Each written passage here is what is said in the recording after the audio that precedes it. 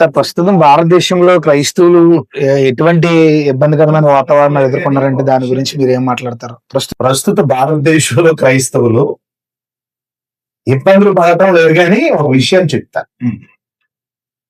ఏదో ఒక బోధనలాగా చూపిస్తుంది ఏది ప్రస్తుత గవర్నమెంట్, సెంట్రల్ గవర్నమెంట్ ఏదో జరిగిపోతుంది అని ఒక బోధన అందరికీ చూపిస్తే, ఒక భయాందోళన కలిగజేస్తే వీళ్ళు అంచివేయబడతారు. క్రైస్తవ్యాన్ని విడిచిపెట్టి మరలా వీళ్ళు వెనక్కి వచ్చేస్తారని చెప్పి ఏదో ఏదో జరిగిపోతుంది అన్నది ఏదో ఒక చిక్కు ఏదో ఒక రీతిగా వాళ్ళు జిమ్మికి చేస్తున్నారు.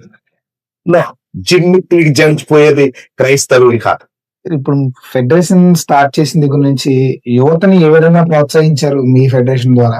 యువత ముఖ్యంగా దీంట్లో ఇన్వాల్వ్ అవడానికి గల కారణాలు కూడా కేవలం విద్య. ఎందుకంటే చదువు లేకపోతే యువతకు సంస్కారం అంటే ఏంటో తెలియదు. రకరకాలైనటువంటి బ్యాడ్ హ్యాబిట్స్ అన్నిటినీ కూడా అభ్యస్తారు.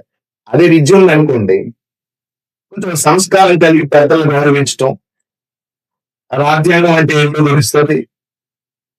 అసలు మనిషి యొక్క విధి విధానాలు ఏంటి అన్నది తెలియాలంటే చదువు ముఖ్యం.